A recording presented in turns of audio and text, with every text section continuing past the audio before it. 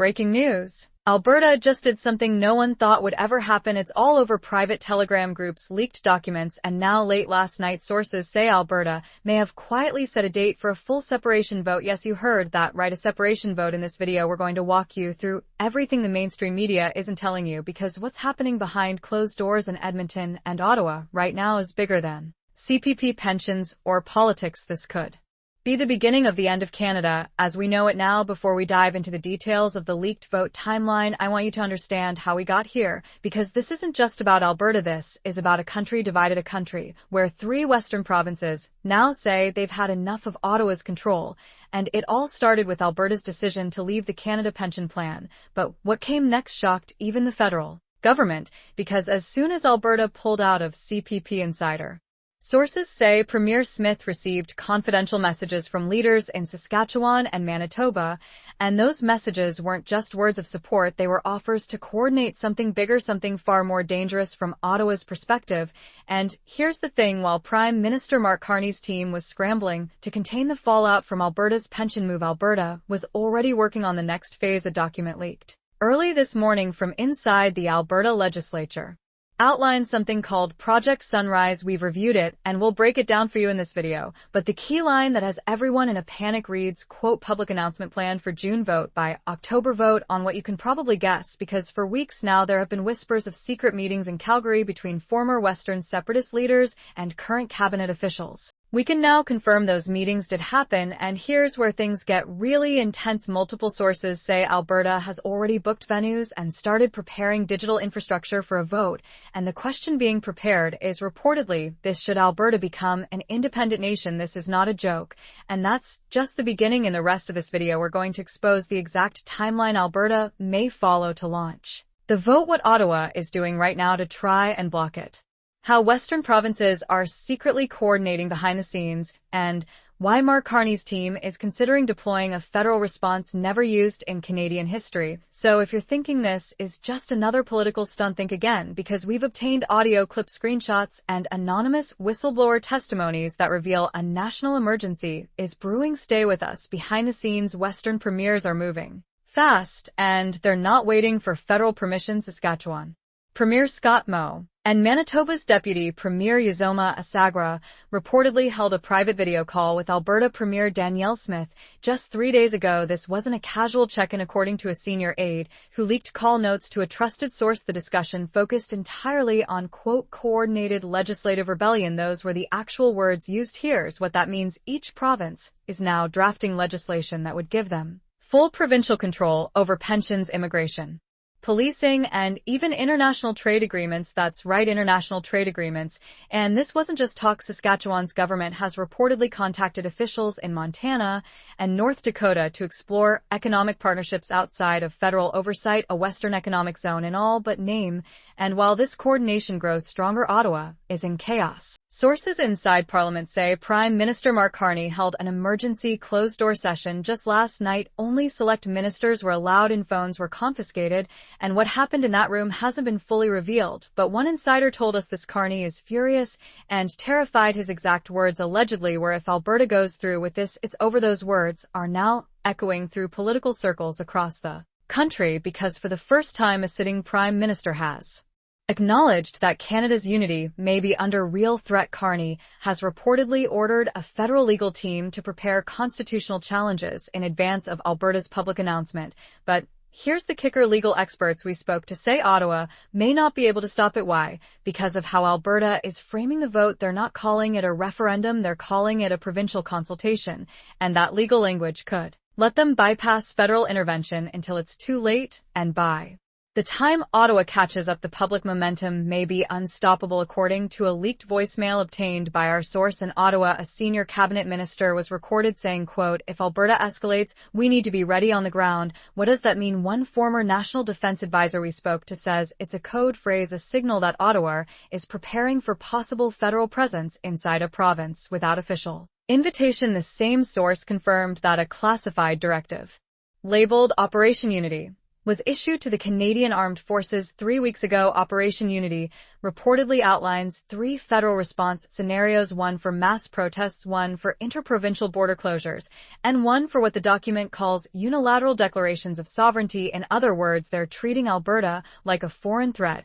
And here's what's even more stunning. The document mentions coordinated action with the RCMP and sighs to, quote, monitor rising separatist rhetoric online. This suggests surveillance is already underway across Western provinces, but Alberta is one step ahead. A cyber leak from an Edmonton server reveals that Alberta has created a secure internal communication network for provincial officials and select business leaders. They're calling it WildfireNet, and it's being used to coordinate plans for a post-Canadian Alberta plans that include a new provincial bank, a border security agency, and even a diplomatic outreach task force to contact international allies after the vote. This is no longer about making a point. This is a full-scale blueprint for independence. If you're wondering why you haven't seen this on CBC Global or CTV, there's a reason. A source inside a major Canadian broadcaster has confirmed the federal government issued an informal request to suppress coverage of what they're calling, quote, separatist destabilization. This request was passed down to newsroom editors as part of what's being called a national stability agreement. Reporters were told to downplay provincial dissent and avoid platforming, quote, disunity content. And we have internal emails that show at least one journalist was removed from their position after trying to report on the leaked Alberta vote documents.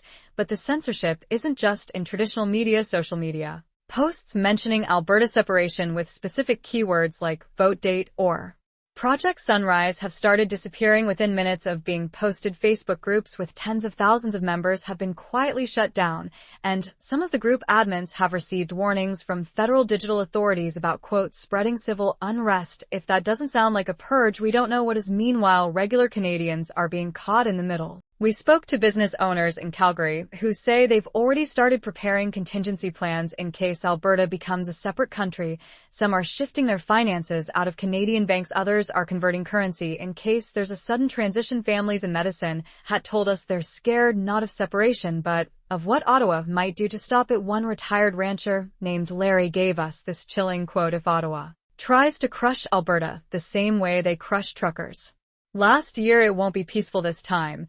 And his neighbor Darlene, who's 72 and never voted in a provincial election before, said this time she'll vote for whatever takes them out of Ottawa's hands.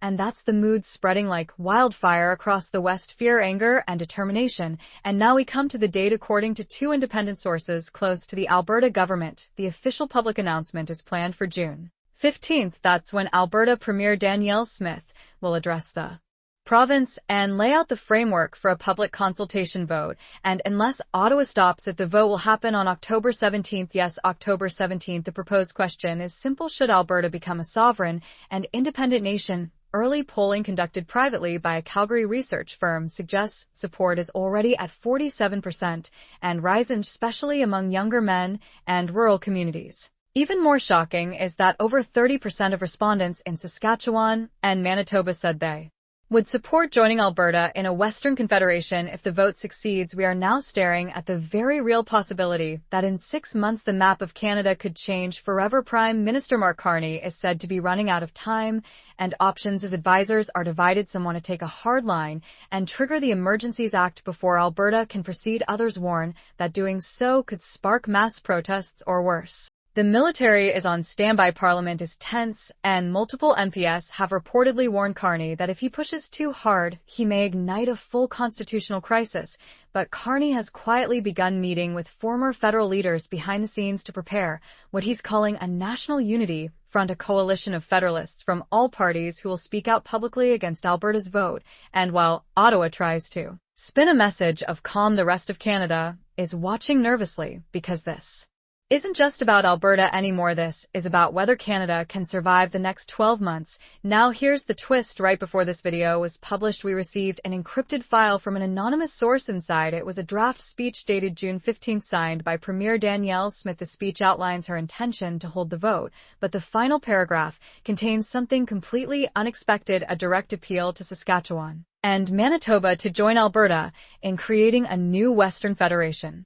The speech ends with these words, "Together we can rise, and from this day forward we choose freedom." We don't know if this version of the speech will go public. We don't know if Ottawa will stop it, but we do know one thing: Canada, as we know it, is standing on a knife's edge, and by October the country you grew up in may no longer exist. Just when it felt like things couldn't escalate any further, another layer has been exposed, because according to two former trade envoys, a private delegation from Alberta recently traveled to Washington, D.C. under the cover of an energy summit, but this wasn't just about oil, it was about sovereignty. Sources say Alberta officials quietly met with U.S. State Department advisors to discuss the economic implications of Alberta becoming an independent nation, and the response they allegedly received shocked everyone. Quote, "We'll consider economic recognition if it's handled diplomatically, and there's no violence." Yes, you heard that right. American officials may already be preparing to recognize a post-Canada Alberta if the process stays peaceful, and now we've learned Alberta has also reached out to Texas lawmakers to study their own state-level sovereignty frameworks. This includes tax reform, border management,